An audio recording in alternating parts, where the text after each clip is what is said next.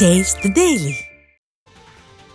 இத்தனை நாள் ஜெய் ஸ்ரீராம் என கூறி வந்த மோடி திடீரென ஜெய் ஜெகநாத் என கூறியதால் மக்கள் ஆச்சரியமடைந்துள்ளனர்.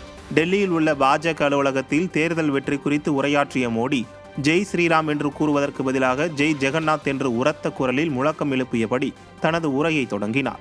இதற்கு முன் அவர் பேசும் அனைத்து கூட்டங்களிலும் ஜெய் ஸ்ரீராம் என்று கூறி தனது உரையை தொடங்குவது வழக்கம்.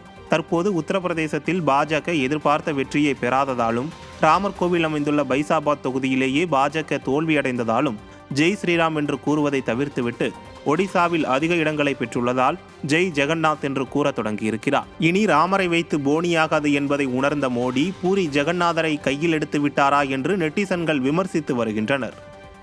भारत माता की जय जगन्नाथ, जय जगन्नाथ. சென்னை சூளைமேடு அருகே குடியிருப்பு பகுதியில் சேதமடைந்துள்ள தரைப்பாலத்தை விரைந்து சீரமைத்து தர வேண்டும் என அப்பகுதி மக்கள் வலியுறுத்தி உள்ளனர். சூளைமேடு மாதாக்கோவில் தெருவில் உள்ள தரைப்பாலம் சேதமடைந்து எப்போது வேண்டுமானாலும் இடிந்து விழும் நிலையில் உள்ளது. இந்த பாலம் கைப்பிடி இல்லாமல் பாதுகாப்பற்ற நிலையில் இருப்பதாகவும் மக்கள் அடிக்கடி தவறி விழுந்து விபத்து ஏற்படுவதாகவும் அப்பகுதி மக்கள் வேதனை தெரிவித்தனர். இது குறித்து பல முறை புகார் தெரிவித்தும் அதிகாரிகள் எந்த நடவடிக்கையும் எடுக்கவில்லை என கூறப்படுகிறது. எனவே தங்கள் பகுதிக்கு உடனடியாக விடிய அரசு பாலம் கட்டிக் கொடுக்க வேண்டும் என அப்பகுதி மக்கள் வலியுறுத்தி உள்ளனர். விடிய அரசு மக்கள் நலனில் அக்கறையின்றி செயல்படுவதாக பொதுமக்கள் குற்றம் சாட்டி உள்ளனர். இறந்தனா கூட இந்த உடல் எடுத்து போகிறதுக்கு பிரிட்ஜ் மேலே எடுத்து போக முடியாது. நாங்கள் சுற்றி தான் போக வேண்டிய நிலைமை இருக்குது எங்களுக்கு. இப்போ எங்களுக்கு சுற்றி போடுனா ஒரு 3 கிலோமீட்டர் சுற்றி போட நிலைமை இருக்குது. நாங்கள் போக வேண்டிய நிலைமை இருக்குது. 3 கிலோமீட்டர் சுற்றி போடுறது நிலைமை நாங்கள் கொண்டு வந்துருக்கோம். ஒரு ஆண்டிகேப் போகும்போது பிரிட்ஜில் இறங்க முடியல எங்களுக்கு. பிரிட்ஜில் ரெண்டு பண்ணால் நிறைய பசங்க என்ன பண்ணிடுறாங்க, சைக்கிளில் போகும்போது கீழே வந்துட்டு பிரிட்ஜில் உள்ளே வந்துட்டு இருக்கிறாங்க. ஆமாம் ஆமாம், நிறைய பிரச்சனை வந்துருக்கு இதுக்கு. நாங்கள் ஆமாம் யாரும் வந்து நாங்கள் எதிர்க்கு நான் இப்போ ஒரு லேட்டஸ்ட்டாக ஒரு 10 கிலோமீட்டர் கம்ப்ளைண்ட் கொடுத்தேன். எதிர்க்கும் யாரும் வந்து எட்டி பார்த்தது இல்லை.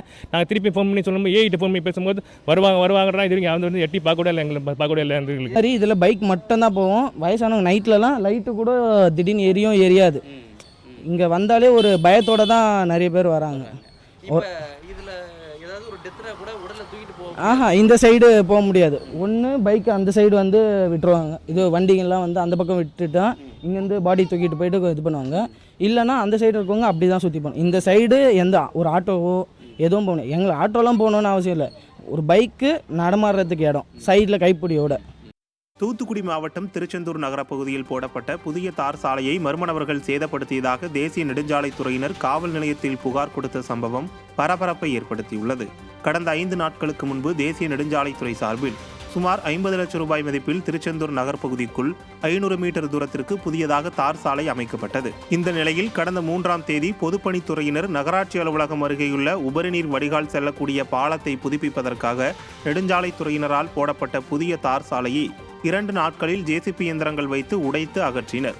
இந்த நிலையில் தாலுகா காவல் நிலையத்தில் தேசிய நெடுஞ்சாலைத்துறை சார்பில் போடப்பட்ட புதிய தார் சாலையை மர்ம நபர்கள் உடைத்ததாக புகார் கொடுத்துள்ளனர்.